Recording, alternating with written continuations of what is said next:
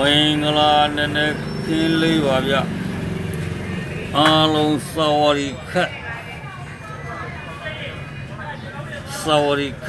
မင်္ဂလာပါစာဝရီခတ်အဲ့တော့ဒီနေ့မင်္ဂလာရှိတဲ့နည်းနည်းခင်းလေးမှာကျတို့မြန်မာနိုင်ငံသူနိုင်ငံသားအပေါင်းမင်္ဂလာပေါင်းနဲ့ပြည့်စုံကြပါစေကျွန်တော်တို့ကပခိုးမှာအပွင့်နေနဲ့တွေ့လားအတူရောင်သွားမလုံးနဲ့အောင်အနွေးတွေကနေပါတာ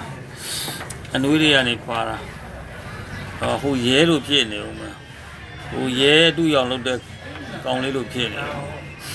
ဟုတ်ပါပြီဗျာအားလုံးပဲမင်္ဂလာပေါင်းနဲ့ပြည့်စုံကြပါစေ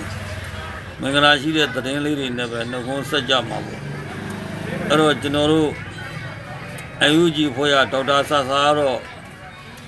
စိတ်တက်တွေကြာဆင်းပြီးတော့နှုတ်ထွက်သွားပြီဆိုတော့သတင်းတွေကြားရတာပေါ့ကောင်းပါတယ်နှုတ်ထွက်တာလည်းကောင်းပါတယ်ဘာဖြစ်လို့လဲဆိုတော့ဖွဲ့စည်းမဟုတ်တဲ့အဖွဲ့အစည်းတစ်ခုကိုနော်အဖွဲ့အစည်းမဟုတ်တဲ့အဖွဲ့အစည်းတစ်ခုကိုရက်တည်နေတဲ့အခါမှာ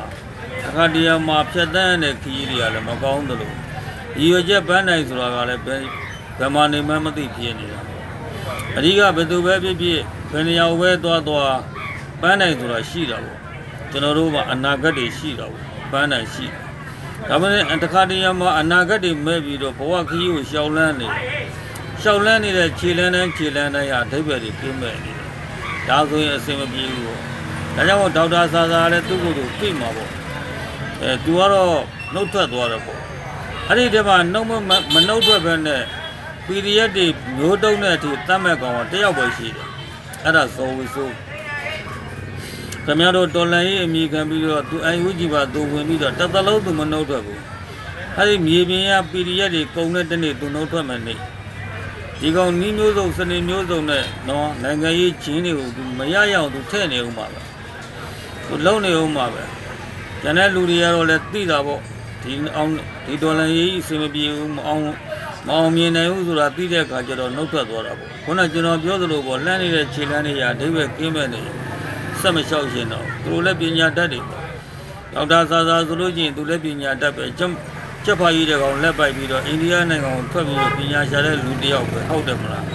ဒါသူချက်မကြီးရဲ့ချက်ဖာကြီးလားမသိဘူးသူကရှိမှမဟုတ်တော့ထားလိုက်ပါတော့ကျွန်တော်တို့မြန်မာနိုင်ငံမှာစီးလုံးညီညွတ်မှုအင်အားတောင်းနေပြီဆိုလို့ရှိရင်ခင်ဗျာဘယ်သူမှဝင်လို့လည်းမရဘူးနောက်ဆက်လို့လည်းမရဘူးနော်ဒါကြောင့်မလို့နိုင်ငံရေးအမိခံတဲ့ပုံကိုယ်တွေရိုးသားဖြောင့်မတ်စွာနဲ့ရှိလို့ရှိရင်ဘယ်တော့မှနိုင်ငံမပြည့်စည်ဘူးကောင်းတယ်